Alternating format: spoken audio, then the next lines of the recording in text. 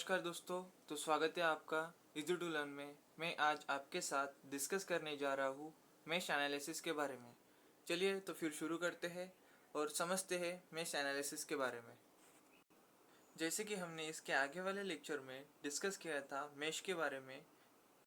Mash जो है वो भी एक लूप है, बट उस लूप के अंदर कोई भी दूसरा लूप अवेलेबल नहीं होना चाहिए, तो उसे हम मैश कहेंगे।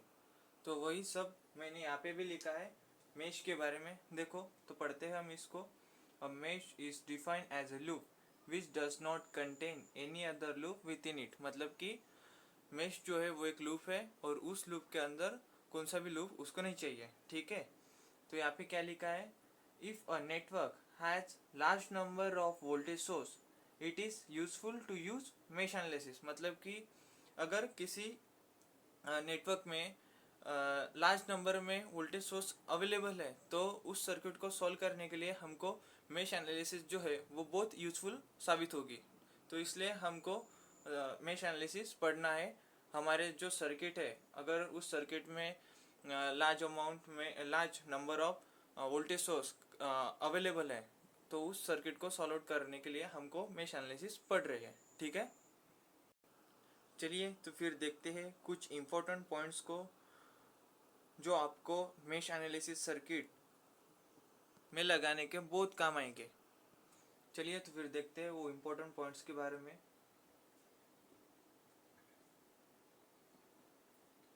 Steps to be followed in mesh analysis.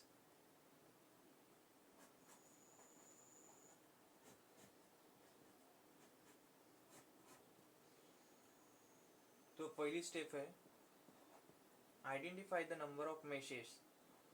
Identify the numbers of meshes means इस बात का पता करना कि हमारे सर्किट में टोटल कितने मैसेज अवेलेबल है। तो दूसरी स्टेप है assign the direction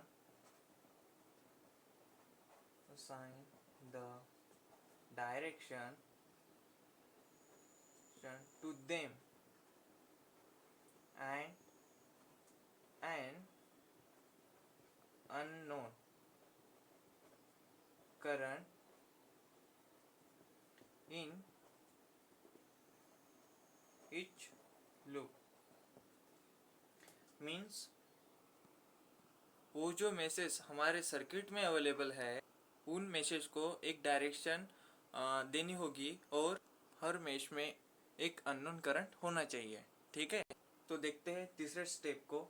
तीसरी स्टेप है assign the polarity. Assign the polarity for voltages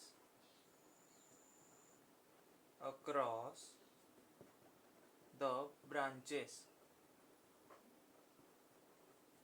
means हमारे सर्किट में जो ब्रांचेस है और उस ब्रांच में जो इलेक्ट्रिकल सर्किट है वो उस इलेक्ट्रिकल सर्किट को हमें पोलैरिटी असाइन करनी पड़ेगी। ठीक है, उस इलेक्ट्रिकल एलिमेंट को पोलैरिटीज देने के वजह से हमको उस सर्किट में केवीएल लगाकर सही इक्वेशन लिखने में आसानी होगी। ठीक है, तो अब देखते हैं चौथे स्टेप को कि क्या है वो। चौथी स्टेप है apply KVL around the meshes। Means हमारे सर्किट में जितने भी मेश अवेलेबल है उस मेश को हमको केवीएल लगा के कुछ इक्वेशन फाइंड आउट करने हैं। तो देखते हैं अब फिफ्थ स्टेप को। पांचवा स्टेप है write down the equation for all meshes। Write down the mesh equation for all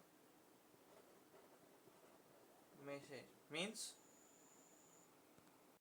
जैसे कि मैंने कहा था केवीएल लगा के हमको जो इक्वेशन है मेश के वो हमको लिखने पड़ेगा, ठीक है। चलिए तो फिर देखते हैं छठे स्टेप को कि वो क्या है। छठा स्टेप है write down the mesh equation in matrix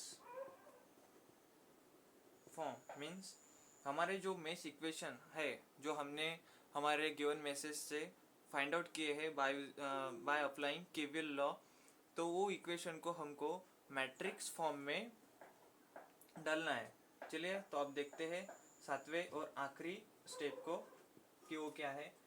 हमारा सातवां जो स्टेप है वो है solve the simultaneous equation for unknown mesh currents by using Cramer's rule।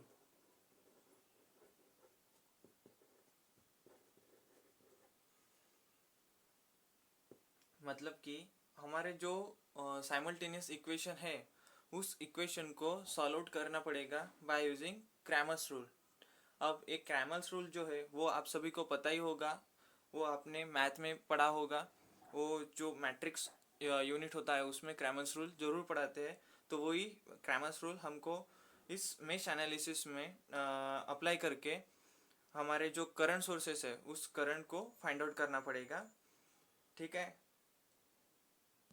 तो ये हो गए मेश एनालिसिस के 7 पॉइंट जो आपको मेश एनालिसिस सर्किट में लगाने के बहुत काम आएंगे। चलिए तो ये हो गया मेश एनालिसिस के बारे में, और नेक्स्ट लेक्चर में हम एक मेश एनालिसिस के एग्जाम्पल को सॉल्व करेंगे ये 7 पॉइंट को समझ के, ठीक है। तो मिलते हैं नेक्स्ट लेक्चर में। धन्यवाद दोस्तों।